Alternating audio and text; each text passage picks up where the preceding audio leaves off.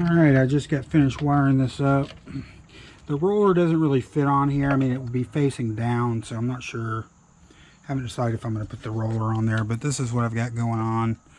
I've got all this stuff hooked up. It's going underneath the hood. Here's the remote.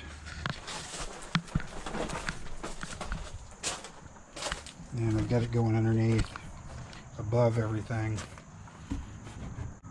There's the circuit breaker right there.